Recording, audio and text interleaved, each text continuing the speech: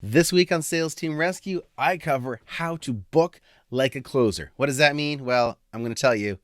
It means we're going to give you all the shortcuts, all the hacks, all the tips to not only shorten the process to get people to book with you, but make sure that they're significantly more likely to show up for that call. So if you want to learn how to book like a closer, be sure to check out this episode. Hit the music. I'm Sales Team Turnaround Specialist Jeremy DeMerchant, and each week I bring sales leaders like you, experts and insights that will help you level up your leadership, motivate like a master, and ultimately crush your comp plan. If it's time to raise the bar on your team's performance, then it's time for Sales Team Rescue. Welcome to Sales Team Rescue, episode number 126. I'm your host, Jeremy DeMerchant, and today I want to talk about booking like a closer. Now, I use this title with a little bit tongue-in-cheek because most people who are closers aren't usually great prospectors or don't love prospecting. And so when I say book like a closer, what I really mean is how to get people to book in your calendar with as little effort as possible. Not saying that closers don't want to put in the effort, but that's kind of what I'm saying. And I consider myself to be a quote-unquote closer.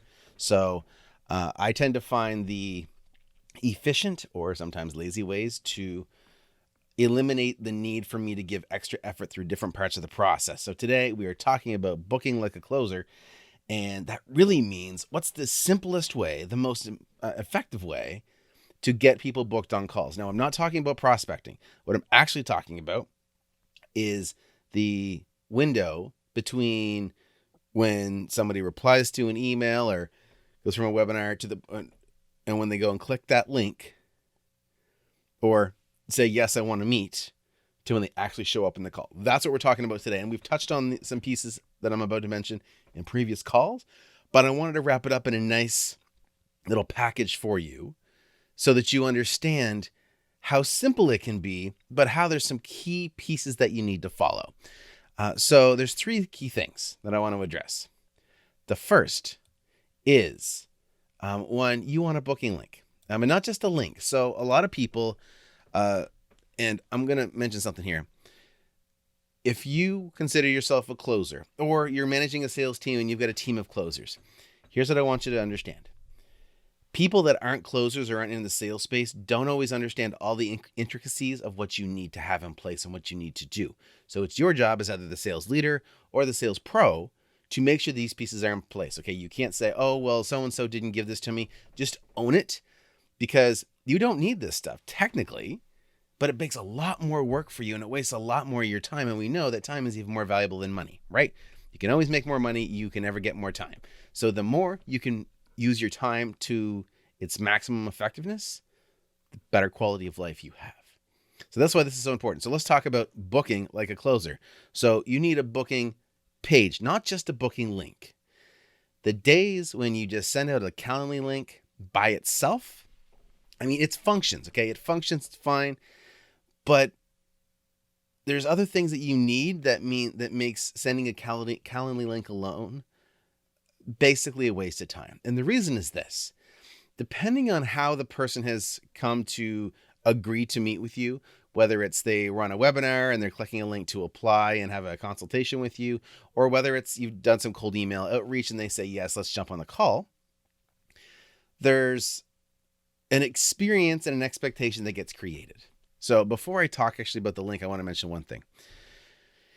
If you're dealing with people directly, maybe you're doing cold email outreach, you're in some kind of exchange through text or email with somebody and you're trying to get a calendar or an appointment booked on the calendar, here's what I would encourage you to do. You don't want to make people feel like you're just doing a bunch of mass outreach. And if you just say, hey, grab a time on my link, sometimes it can make them feel that way and you don't want to. What I recommend you do, because there's always this discussion of do I do it? Do I personalize it and do the outreach and just say, hey, I'm available here and here. Do those work for you? And end up creating some back and forth. Or do I just give the calendar link and allow them to just pick a time? Well, we want to find a balance, right? We want a balance of convenience and personalization. We want them to feel special. We want them to feel important. And so in order to do that, you actually want to do both. So I would say, hey, Ms. Smith, I'm looking forward to meeting with you. On Friday, I have an opening at 2 p.m. and 4 p.m. If neither of those work for you, you can grab a more convenient time at this booking link. And so that's just kind of a bonus piece that I want to share with you. Give them the option, because you still want it to feel special. Now, if you are sending like 10,000 emails, and hopefully you're not sending 10,000, but if you're doing something in mass quantities, sometimes that's not as convenient to say, hey, do one of these times work? Because if you do that for a bunch of people, they might all agree to the same time, and it's just not going to work. But I would encourage you, let's just say you've got, you know what your calendar is for the next week. If you've got 20 openings for the next week, kind of pick them out and say, hey, yeah, I've got this and this available, or use the link. And then look at your calendar for the next day and pick out the availabilities they have, got this and this, or use the link. And hopefully no one else books it. Now, if somebody does, let's just say you actually are in 20 different conversations, you're trying to get people booked, and that's fantastic if you are. If somebody does happen to book on one of the times, just reply back, say, you know what, I'm super sorry. It looks like somebody else grabbed that spot on my calendar before I had a chance to confirm.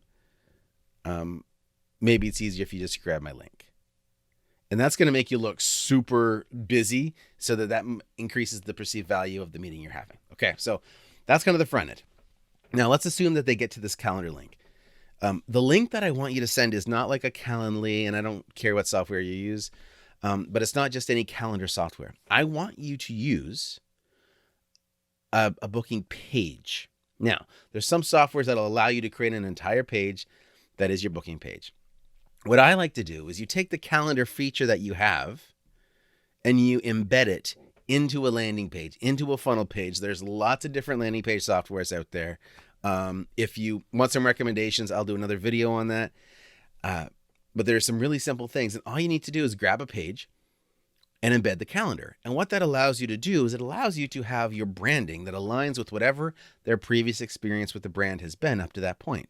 So for example, if I wanted somebody to book a call with me, and I was just sending them out a link that was just focused on them booking a call, and let's say that it was under the Sales Team Rescue umbrella, well, then maybe I would actually create a header.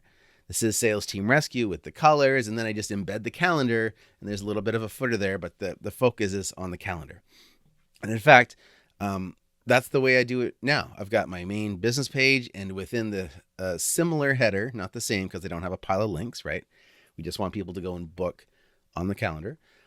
But I've got it embedded in an existing page on my website so that the branding is consistent. So that's what you want. Create that experience. You want to keep reinforcing it. And I want you to think about this as if the link or the page you're sending them to is like a Facebook ad. They're coming in with a certain expectation. And now, if you're not familiar with Facebook ads, not familiar with the online conversion stuff, this might not make sense to you, but I'll try to just keep it quick, because if it does make sense to you, this will connect a lot of the dots for you.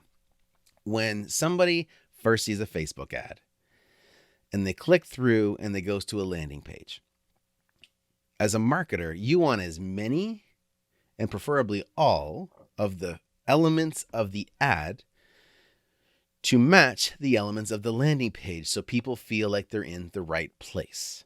So for example, you want to use the same font. If there's like let's just say the ad's an image with some text on it. If the text is a certain font, you want that same font to be on the page. If the picture is dark with a black background, you want at least that image or a version of that image to be on the page, and maybe some black highlights, or maybe the whole background's black, but you want it to feel consistent. You also want the language. If somebody says, if maybe the ad says, free training, 3 steps to avoid getting ghosted by your prospects. Well, you want to make sure that that language is also on the page, right? That you need to create that consistent experience, because if you don't, in the world of Facebook ads, you're going to have less people go through. Okay, if somebody clicks on an ad that says sign up for this free training on 3 steps to avoid getting ghosted by your prospects, you click on the page and it says sign up for the free training, 3 steps to avoid getting ghosted by your prospects, there should be very few things that stop you. Your intention is to go through and do it. If you have less than 50% conversion rate, there's a problem. You run into that same issue with booking. You send someone a booking link If they get there, if it doesn't feel right, they're evaluating you, especially if they haven't had a whole lot of experience with you or your brand prior to this. They're going to look at this boring Calendly page and they're going to try to figure out things. What is it that I'm booking for? I'm not sure. And they look for the description. And does that make sense? Or is it something you grab the link and kind of did it halfway just to get the link out? Create this experience for them step by step by step. So create the branding, use a header that aligns with the brand of your company. Even if they've never seen your company brand, give them, like, that is better, giving them some kind of brand recognition or developing that, than nothing. You don't want to send them to just a blank white page with just your calendar. You want something to help them. You're almost indoctrinating them into your brand. Okay. If they have seen something, there's been some kind of experience, try to mimic that so it feels consistent. Okay. So go to the booking, and embed that calendar in the booking page. So when they go there, they choose the time.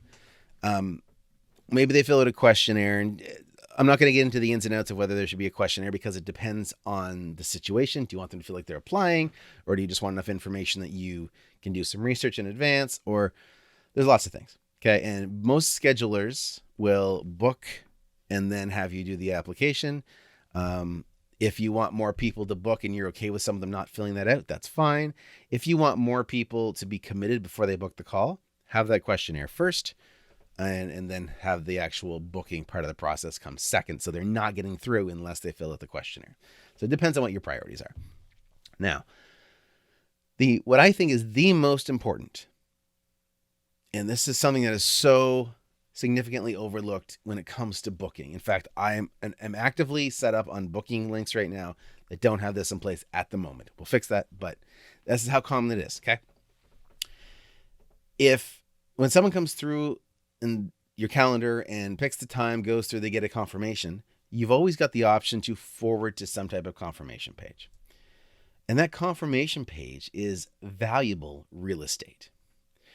And so, one, you still want to make sure that the feeling is there, the alignment's there, the colors are there, everything aligns. Like, you don't want the first thing to say, hey, schedule a call for a free training. And the second one says, hey, congratulations, you just signed up to become a millionaire. Like, it just doesn't line up, right?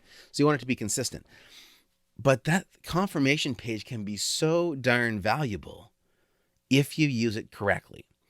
Now, there is a huge gap in not even just the online marketing industry or the education industry, but in any industry that uses booking links, where somewhere between when somebody chooses a time and commits to it to when they actually show up for the call, there's like this Bermuda Triangle black hole thing where they seem to disappear into. And one of the reasons why that often happens is because there's too long between the day they book and when the meeting actually happens. So try not to give people the option to book too far out. Okay. Right now, I think one of the calendars I'm on is limited to 30 days, so they can't book more than a month out. That's still really too long.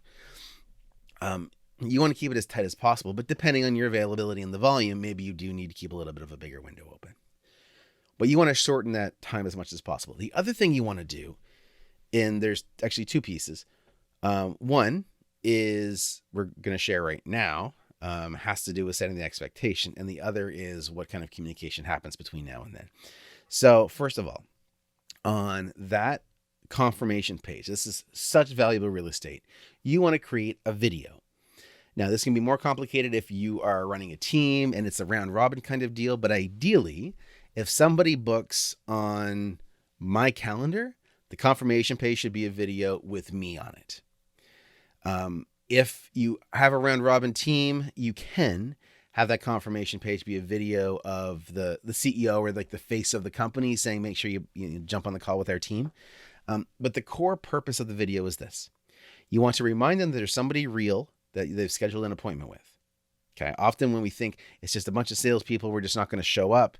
That's what people think of, right? So make yourself feel human. Give that name, that identity, ideally to the person that's going to be on the call. So if it's me, it'll be a video of me saying, hey, congratulations on booking the time. I'm excited to meet.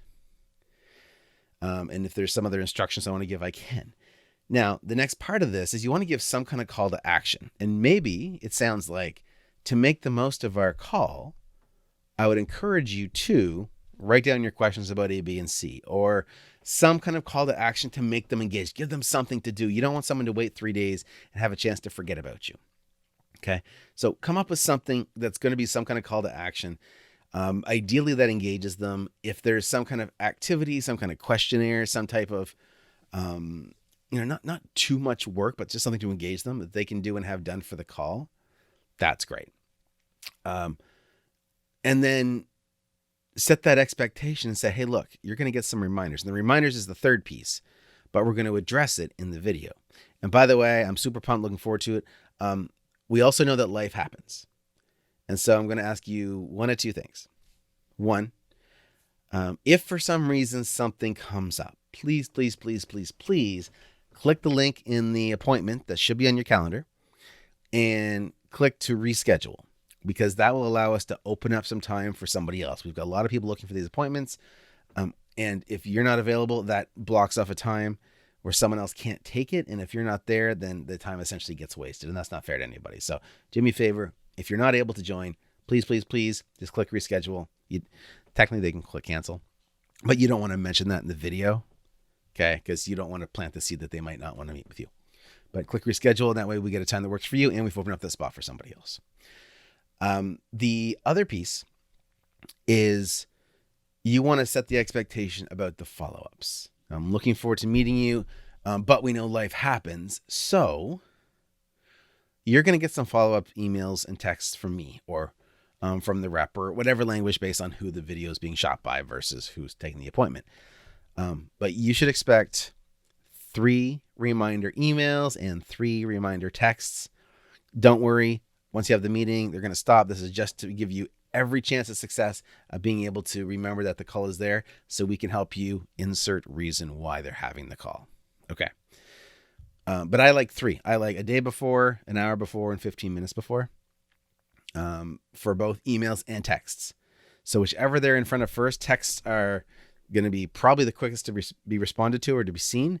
And that's going to be your increase your likelihood of them showing up. So you absolutely want text in the mix, but email as well is good.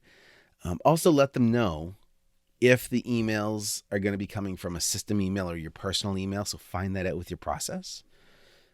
And then you're set. So let me just rehash this again. When it comes to booking, and there's kind of 4 points. 1, to increase the feeling of personalization, you want to say, hey, Mr. and Mrs. Smith, whatever. I've got availability Tuesday at 2 and Tuesday at 4, or whatever time you have available.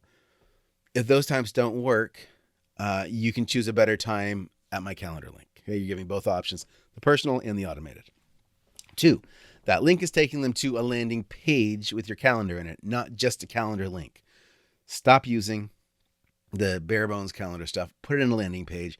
And I know you've got a landing page, or you've got the software for a landing page, because there's going to be a video on the thank you page. So that's going to be on a page anyway. So again, lots of options. Shoot me a message. If you want to know, shoot it through the permission to sell business page, or put it in the comments below, wherever you're watching this. Shoot me an email. All that information to contact me is at salesteamrescue.com. But put the pages up, calendar in one, confirmation video on the second page. Take them through that process, and then have those follow-ups, 3 follow-ups in email and text. So a day before, an hour before, and 15 minutes before the meeting. That way they're much more likely to show up. But that video, I want to highlight the video one more time. The video is so darn important, because that's going to humanize you. When somebody books, they're booking on a computer. There's a screen or their phone. It doesn't feel warm and fuzzy like a human being. It's a cold piece of metal or plastic. Okay. So give them that human experience so they connect. It's so much harder for somebody to stand up a human being than it is for someone to stand up a machine. This is why if there's a webinar or a presentation going on, you are actually less likely to show up if you think it's automated, because you're not actually bailing on any particular person. It's just a machine going. Versus if it's live and someone's personally asked you to show up, they're going to notice if you're not there. Okay, so that's the difference. Step 1, move your booking, your calendars to an actual page and send the page to the link. Side note, if you can make that link reflect your domain, like if I had a booking link set up for Sales Team Rescue, I have it just on the main page. So there's a calendar at the bottom if you go to it. But if I wanted to have a separate link that just went to a landing page, maybe I choose bookwithjeremy.salesteamrescue.com. Just get that subdomain. Probably doesn't cost anything extra. And it makes it feel cleaner. It makes it feel more optimized. And it starts creating that feeling of brand right from the start. Okay, so put your calendar in a page. It's number one. Number two, create that validation and confirmation video with a call to action, next steps, and setting expectation.